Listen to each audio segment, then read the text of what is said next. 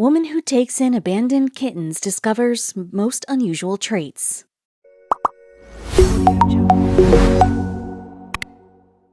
Esther Abrami was feeling a bit lonely and looking for a way to do some good in the world.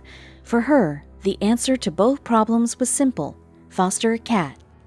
But when she took in a kitten from her local humane facility, she discovered something unexpected about the small orange tabby living in her home.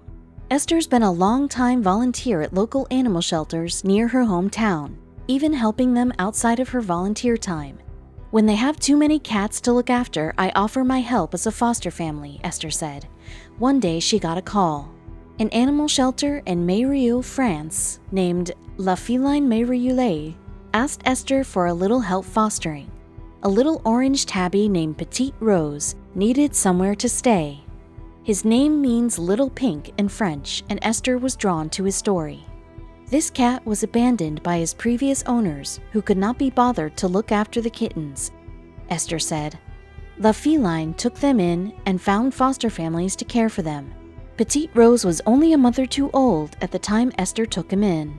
Once he was roaming free in Esther's home, Petite Rose proved a cuddly and curious companion who loved to follow Esther from room to room.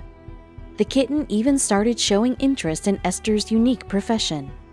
See, Esther was completing her master's degree at Royal Birmingham Conservatory under the guidance of Wen-Zhu Li for classical violin. The musician was on a full scholarship at the university and played a Jean-Baptiste Vuillumet violin, which Petite Rose took an interest in.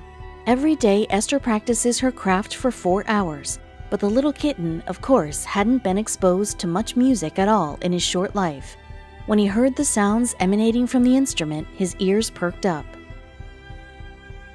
Petite Rose didn't know he was listening to a talented world-class musician play her instrument of choice for him. All he knew was he had to get closer to the sound. He left his room, seeking out Esther. In the middle of Esther's practice, Petite Rose walked into the room and jumped up into her lap to listen.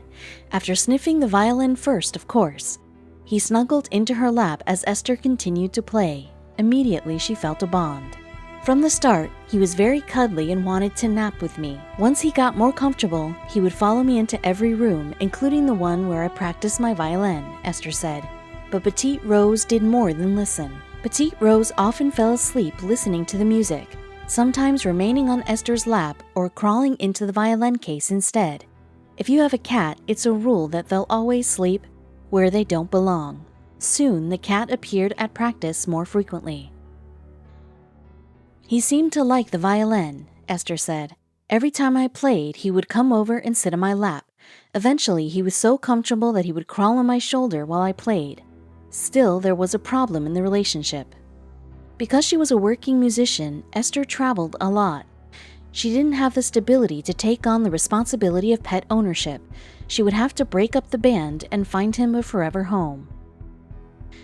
Esther was devastated. Petite Rose was her biggest fan, and she was pretty sure he loved hearing music. Would his new forever home have a violinist? Would he have a shoulder to crawl on there? The answer? Sort of. No one in Petite Rose's forever home were violinists, at least not yet, but they gladly played Esther's recording for the now grown-up cat. To this day, he loves to listen to his old foster mom's videos. Esther, though, had a new problem. She was down one audience member in her audience of one, and she couldn't stand it. Though adopting a cat full-time was out of the picture, she considered fostering another. A second cat wouldn't provide quite the same audience, she thought. Right? Esther eventually brought a second cat into her home, Remila. She was a tabby girl who, like Petite Rose, needed attention, getting upset when Esther practiced without petting her. I tried practicing sitting down, and she'd lie down on my lap, Esther said. But I can't always be practicing sitting down. To satisfy Remila's need for petting and her own need to stand up, she had the idea of having a little bag in which I would put her in and have around my waist, Esther said.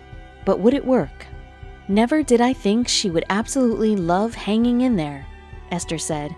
Her kitten loved being plopped into the fanny pack, and now Esther can practice for hours with Remila literally at her side. That's how Esther came to a realization about her new friend. I realize she absolutely loves music. I can literally practice for an hour without her moving from the bag," Esther said. "To know she enjoys the music has created a really special bond between us. Of course, there was one downside to her attending Esther's practice sessions.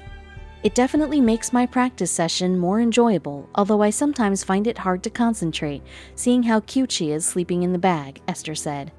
She got over that problem pretty quickly, though, and shared her story with the world. Esther shared a video of Ramila's front row seat to the violin concert on social media, which brought a lot of attention to fostering animals. Incredibly, some animal shelters have even started adopting violin programs.